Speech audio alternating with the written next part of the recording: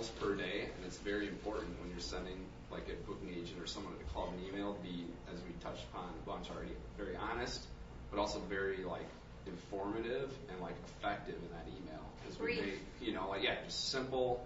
Here's like 5 bullet points. How, you know, obviously here's our music. Listen to it. A video. You know, something that really represents what your band's all about. But also here's a couple realistic and honest ways how we're gonna like bring people in your venue. You know, whether it's I used to live in that town and I got a bunch of friends and family there that'll help put up posters, and just those people alone will be 30 people. You know, like I have a good connection with the press and they wrote about us before. Or just, you know, again, just to be, if you can write some really long paragraph on how great your band is and stuff, but I mean, we can get that out of listening to your music or seeing a video. You know, that a lot of these web-based links that they cover that, but also to include, again, just a simple, informative, you know, way of, you know, expressing how your band's going to help sell tickets in our venues is really important. So just quickly down the line, how far in advance do you guys book? 3 to 4. 3 to 4 months. weeks. Oh, months. But you have to understand, I have a quick little aside to that. I'm very fortunate. The venue is part of Berklee College of Music, so I have a lot of things that I don't want to book too far in advance because I'm waiting for the student bands to get back that actually really draw. They're really great. So I'm taking the routing bands and the holds because I don't want to miss that, and I want to be able to, if I can, offer these student bands up as support, the ones that are ready. They have to be ready, and it's always at the discretion of the management. So, you know, Anya, you guys book way in advance. I book way far in advance. I'm booking into 2011. I'm done with July, August, September, October. I have a few select dates in November and December that I'm looking for, and they're always Mondays, Tuesdays. Why is there such a difference between, like, you guys book a year in advance sometimes, whereas these guys book at a much shorter time frame? What's the difference and why? We have a 2-month calendar that has to go out. So we have a July-August calendar, and our fiscal year starts when school starts in September. So it's July-August, and so I have to be done with July-August by June 1st. And I have to have the first 2 weeks of September done, so it goes on the bottom of the calendar. Because we're nonprofit, it goes out bulk mail, so it's like snail mail, and it literally could get to you, the 4th week in September, and you've missed all the July-August shows because we had that happen last month. It was awesome. Poor Carlos just sat with it, yeah. So that's why I have to book that far out. But I try. It's been really difficult, but I was trying to keep Mondays through Thursdays or Monday through Wednesdays for new developing people, that were coming out, because it's getting harder and harder to put people that I want to develop, like new bands or new artists, on with the national touring artists, because they're touring with opening acts now, and it's making it more difficult to bring in new and up and coming talent, because the agents, the bigger agencies, are putting other people on there, so that I can't put somebody on there. Well, ideally, I like to book 2 months out, or a month and a half, or anything around that time frame. But like I said, I have all the September weekends pretty much on hold or booked. So it's like certain times of the year get snatched up quicker. Yes. September and October, particularly, and around CMJ, everyone's asking me about CMJ now. So it's like, wait a minute, So it depends on what it is that's coming to me. If somebody wants to book something in November and they're going to fill my club, I'll do it. But I'm going to wait till they come along until, it's a juggling act. You guys, more or less, is it 2 months or so the average, would you say? I think I relate a lot to her experience. Same sort of thing. We have holds in September and October, but 2 months.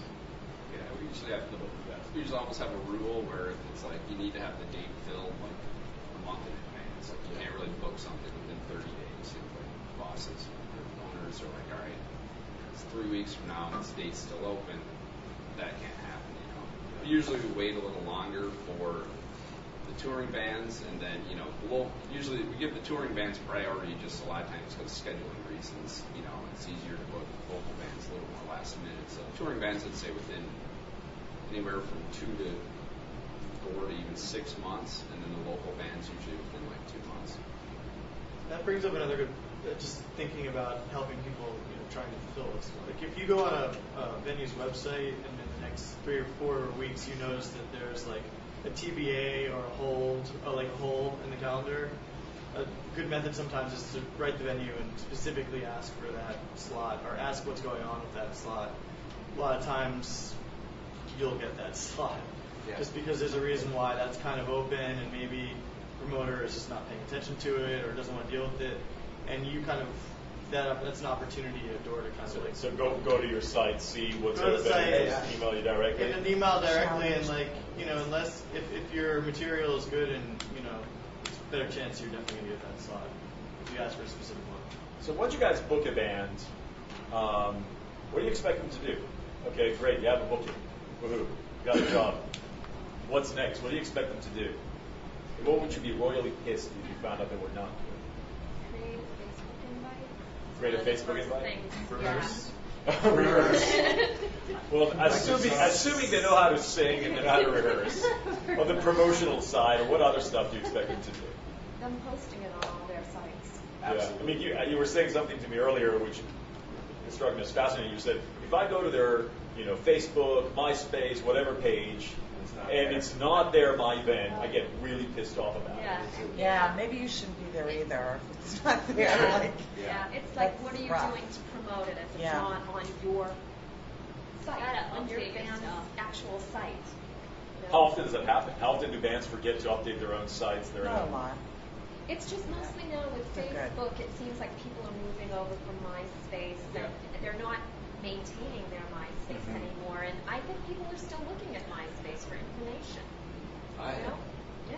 Well, also I think a thing that you said, what would really make you mad, I think that just generally the thing is, and we all have varying degrees of this as we spoke, but radius clauses, familiar? Like Tell us what's a radius clause, because not everybody knows. Well, it varies. It can be very strict. Like right now, probably the Pitchfork bands going to Chicago can't play anywhere for a couple months before. On a lower level, on a 200 capacity club level, at this venue, all ages, no booze. We thrive on hard ticket sales. So I don't want you playing 3 weeks before or 2 weeks after. Sorry, what's a hard ticket sale? That's all we've got.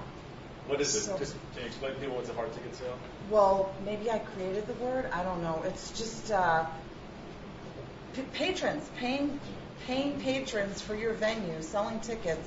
This has how this venue operates financially. Well, I want to distinguish between a hard ticket and what people call a soft ticket sale. So a festival will do traditionally what's a soft ticket. So it's either free or the bulk of the money comes from a sponsor, so they'll call that a soft ticket sale. Whereas if you're a club and you're relying entirely on the income that people generate from the door, that's called a hard ticket sale. 3-2. That means, and for me, it's a 26.2 mile radius. It is the marathon distance. We tried to come up with a fun number. So I mean, it is. Isn't that cute? Awesome. So I just can't have. If you're playing in Worcester, for example, that's okay. That's cool with me. It's a whole different ballgame. But we're having still this debate about Cambridge, Boston, the river, this river debate. Like, if you're playing Cambridge, but then you're playing Boston, I'm going to go on record as saying 3-2. You can't play in Cambridge 3 weeks before or 2 weeks after you're playing at this Boston venue. Is it true for you, Billy? This whole invisible river. Actually, the river. I heard about it. I heard about it for the first time during this discussion we were having earlier about, whether or not you can cross the river or not. So, it is true. Well, I haven't until very recently, and now I'm really kind of starting to draw the line. And I've never done. You can't play here for 2 weeks before, 2 weeks after. I've always felt like I'm going to appreciate your intelligence enough to know that it's an idiotic move to do it. Now, I'm not so sure because I just had an experience. I've sort of flipped. I had an experience recently with them that I'm just crazy about. I love them. I had them booked. I got suspicious about a week out when there was like 3 advanced sales. I went on their website and they had a day of show.